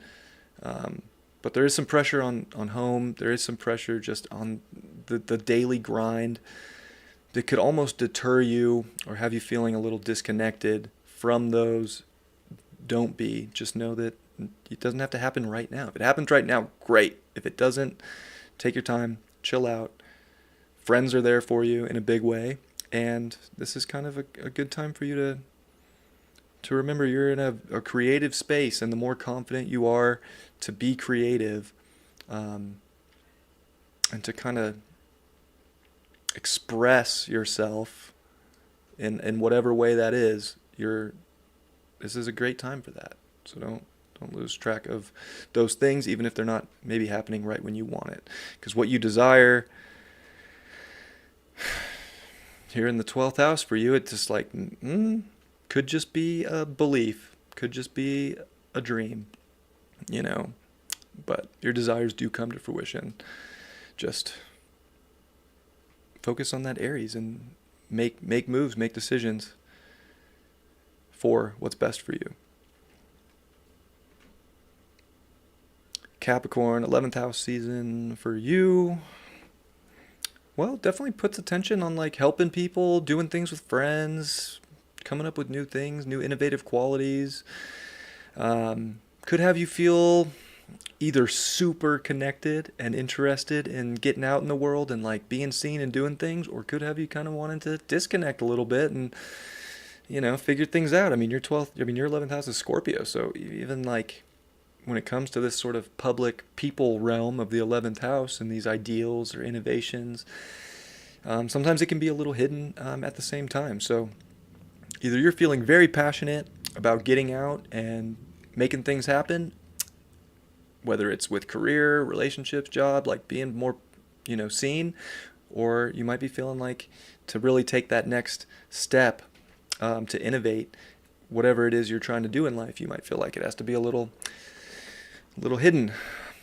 But I do think anything with friends, connections, anything you can do to try and make the world a better place in your life is definitely going to be something beneficial as well, because the 11th house is very fortunate when you do put that energy of the self into others, which Uranus and Jupiter are in your 5th house, which not a bad thing at all, but you kind of have to make sure you're balancing self and others, right? Because if you're just kind of amplifying, look at me, I'm here with all these cool, innovative, awesome things, but not kind of like making it all about the group or the people in your life, like that could rub people the wrong way.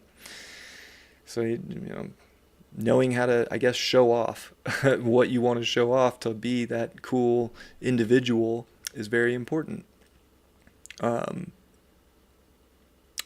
Yeah, interesting lunation for Capricorn, because I feel like the Capricorns are kind of ready to like break out and kind of shock the world a little bit with something. They kind of want to revolutionize themselves in a big way, and maybe this is with relationships or their work or whatever they're doing. Maybe it's romantic, maybe it's just self-expression and being themselves. But I feel like they're kind of going through a big shift, and maybe this is where we start to see some of that really unique change that's happened, or really unique change that's going to happen, that's kind of taking them to that next individuated form that they can express and show the world. It's interesting too that Venus is in your 10th and the South Node's in your 10th, because it puts the North Node in your 4th house, which is very opposite energy for Capricorns. Capricorns would rather be like, I want to just go north to the 10th house,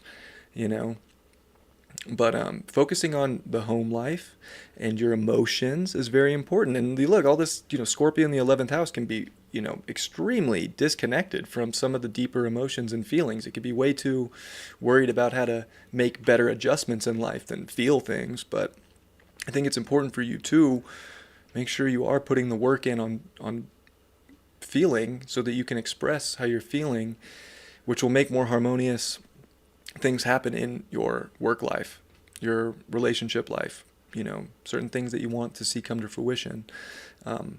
Balance is everything, even having Venus in your 10th house. Balancing work and home. Being able to do that is crucial. Mercury's in your 12th, so, Cap mentally probably a little, it could be a little lost in space, if you will. It's getting hot up here. This attic. You could be a little lost in space mentally. I don't think that's a bad thing. I think you kind of want to look outside the box in different ways, and I don't think you necessarily need to think super linear right now. Uranus in your 5th, like some of the greatest creative things that you're going to do are going to be some of the most unpredictable things, that you probably would have never thought of doing. 11th house, very Aquarian too. Like, just feeling like there's a breakout moment that can happen. So I feel like you want to look at things outside the box, and you don't want to, with Saturn in the 3rd, feel like you have to look at things super linear, super straightforward. I mean, I think you should try to do both, right? Really balance the left brain, the right brain, the intuitive and the logical, but don't discount, the logical, because that's not really how Capricorn's set up to think. You have a 3rd house of Pisces. Your mind isn't necessarily meant to be completely linear. That's why you're the mystical sea goat. You think outside the box. So remember to try and stay focused and not get too scatterbrained, but don't feel like you have to do something or think some certain way. That's like, I feel like it's just like different ways of thinking, and then also being able to express what you're thinking in a way that also makes sense. Because again, if you're just throwing out some light language or some gibberish in your life, like, nobody's going to understand you, and you're not going to get your point across. So you have to definitely be able to make sense of the out of the box. So I think that's important, and it could be it could feel mental block, especially with Mercury in your 12th. You could feel like you're just not seeing or understanding things clearly. It's just because you're looking too logical, like you're thinking too inside the box. And if you start to think outside the box, I think that'll really show you there's more going on that you can really create with, and that you can, use in your life and with the people in your life and with your environments and your networks that can, maybe be quite helpful. So I feel like not a terrible time for Capricorns, just having to, I think, really understand themselves on a deeper level so that they can connect on a better level and ultimately express themselves on a more true level. And yeah, just, kind of hard to express on a new sort of innovative or emotional level when you don't really understand the facts. You just kind of got the intuitive hits of it. But the better you can put those into sentences, I think the better that you'll do when it comes to any sort of revolution of life you're trying to start. All right, Aquarius, 10th house. Pretty cool for Aquarius. I feel like they're going to try to be real busy this lunation, try and make things happen. Definitely a great time to go after, goals, ambitions. If you don't have goals or ambitions in Aquarius, this is a great new moon to put them out there. Like, I want to make something happen. Like, set some goals for yourself. Like, let's see if you can hit them. Or if you're already going after goals, don't stop. Keep grinding, hit those, because you will, and there's rewards, The 10th house gives rewards for hitting your goals. So, like, set some. Even if they're small goals, they don't have to be, world breaker goals, but, like, I think it's important to set some and go after it. Uranus, opposing it in the 4th is super weird, because I think your goals do need to have emotional connection, right? Aquarius gets called the least emotional sign in the zodiac. So I think it's important right now that you do, like, try to connect with feeling so that you can really get passionate about what you want to do. Like, that'll be helpful for you. And it could, like, revolutionize some things too. Like, I think the more you can really pull what's deep and all the weird deep stuff that's going on inside of an Aquarius, all that, like, AI programming, and no, I'm just kidding, but, like, all that, all the weird stuff that goes on, and, like, really start to throw it out in the world, I feel like that's where things are going to be really, that's where Aquarius revolutionizes the world. So hopefully you're bringing the uniqueness out and really showing it to the world right now, and not, not hiding. I feel like it's important for you to get out there, hit some goals, show the world what you got, try not to hold anything back, and realize that emotions can change in a heartbeat. Like, feelings can change. So you might feel like this is the thing 1 second, and then it can change. And I think just being adaptable to that will, again, it's good. If you're not hitting a goal, but the emotion and the foundation, or the base of what you want to do has changed, like, it's okay to shift, focus too. Like, you don't have to make anything so singular when it comes to, like, what the goal is. Like, if feelings change, accept and acknowledge those feelings and adapt and make pivots and, make a weird move if you need to.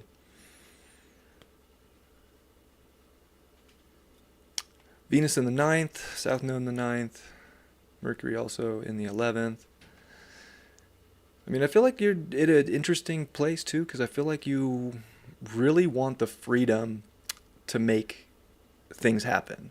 So I feel like Aquarius is kind of in a place right now too, where if they're feeling confined, they're feeling way too restricted from what they want to do. So I feel like you want freedom to grow, to expand, to make moves in life, and hopefully people in your life can respect that.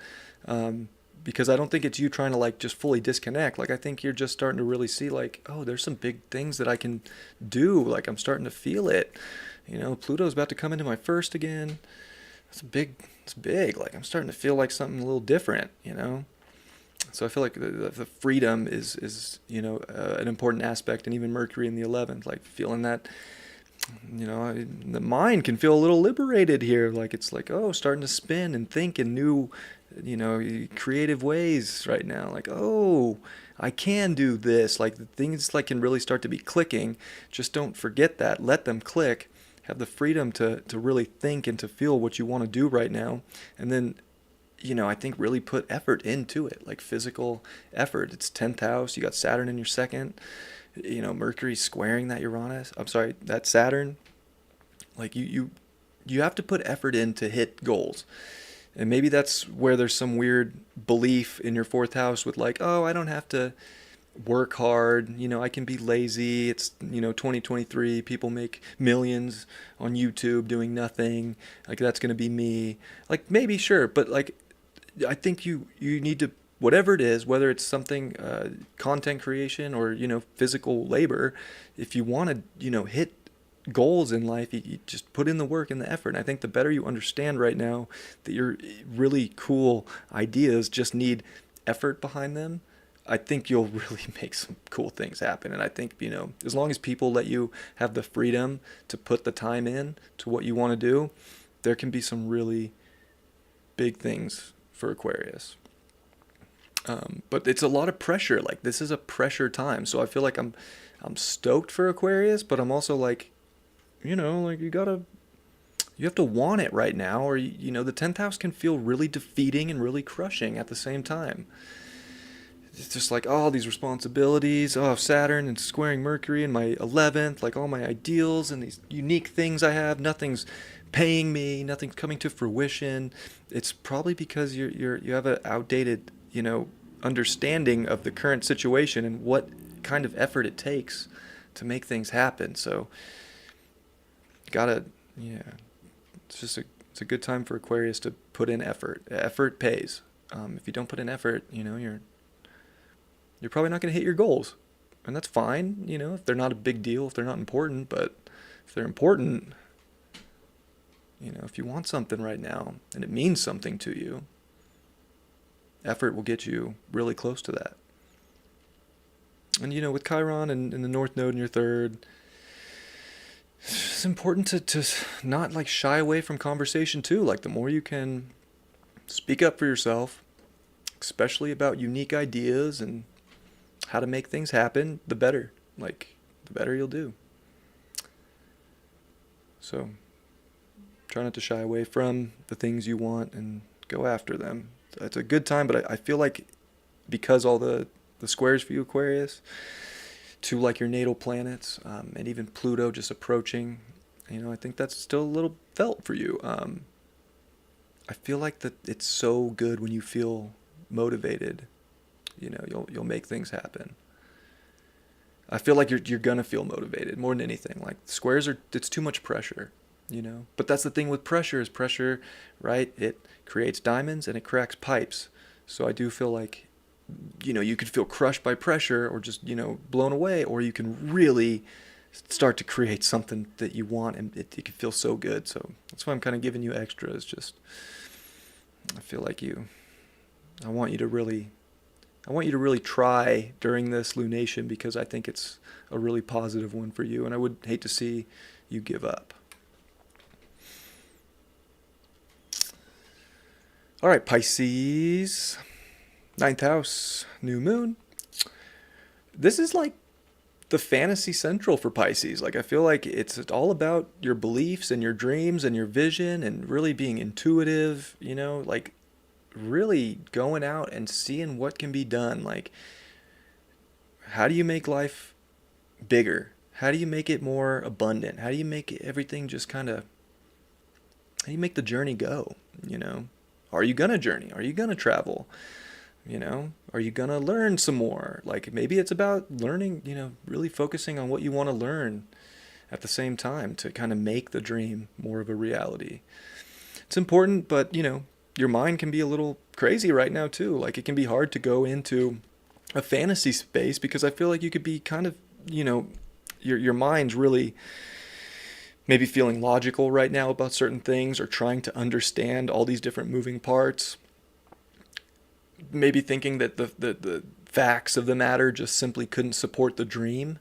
And I think, that's where you maybe that's true, maybe not. Like, so if you don't go on the journey, you'll never see if you'll get to the destination. But if you're just gonna like be like, oh well, I'll never get there because it's that far away, and well then you didn't even try, and you just kind of discounted it. So I think you want to keep like hopes high about where the journey can go and how you can get there and how you can manifest that while managing, the facts, but also not, discounting, a miracle at the same time. So it's like keeping your hopes high is important without letting, again, like logically, things just completely deter you. I think Mercury in your 10th house will really help you for like staying focused on goals and focused on plans. It's squaring Saturn in your first. So like if you're going to doubt your own plans, and hold yourself back, or you don't think that it's hard work will pay off, or the dreams will pay off, then they probably won't. Like I think it's very important for you to put a lot of responsibility on yourself to keep high hopes, high dreams, go on the journey, and like let the facts sort of collect as you go. You don't have to know or think you know the truth or the facts before they present themselves. Like try things to get the data, and then over time when you have the data and the facts are the facts, then you can make the right adjustments. But I feel like if you just try and like you could block yourself from things you want to hit because you think you already know, and like that's just not true. Like acquire some data, go on the journey, like see how long it takes, like whatever, like make the effort mentally to not discount what things can turn into and where things can ultimately go. So I think it's a big test for you to keep a very open mind to what you want to do and what the outcome may be.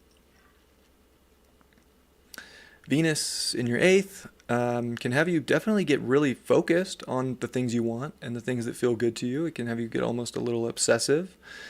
So I think that that's a good thing or a bad thing here, in a sense that if you're getting too hyper focused and obsessed over something that is just a belief that might not actually be true, but it's something your mind came up with.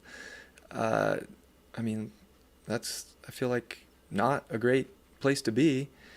But if the facts and like you've taken in information and gotten the data, and then you're like, yep, I can hit this goal and things, that's when this Venus can really help you in the 8th house, and I think really have you feel like you're getting closer to what you want and that it can happen. So again, it's important for you to, I feel like the mindset and the psychology right now is important, and for you to trust the journey and the process without maybe thinking that it's impossible or it'll never happen. I feel like your relationship with trust is somewhat crucial. Like, can you trust the process? And can you trust yourself too, and not feel like self-reliant on another person to make the dreams come true or to give you some sense of worth or value? Because, this is your time to really value and create life and to value yourself and to feel confident. And again, the more you stop, maybe, especially right now, the more you don't put so much pressure on knowing already, but seeing what happens. Again, that just gives you the right data to know that yes, that worked. When things work, of course you're going to feel more confident. But if you are already writing yourself off on something, you'll never get there, you'll never learn this or something, then yeah, you're not going to feel confident. You're already doubting your confidence and your capability to make something happen. So I feel like Pisces is really important right now to keep a positive mindset. 9th house season, hopes, dreams. Don't get deterred from that. Don't block yourself from things that you want to make happen in life. And don't think that you can't do it. I feel like more than anything right now, you can really do it. But you gotta take things on if you want it. Don't expect other people to do it for you. Don't, you want it, you gotta go get it in a lot of ways. So that is what I got for all you people. Appreciate you all. Hope you enjoyed this. It gets so hot up here. I want to keep the window open, but it's just loud out there, and yeah, it's just hot up here.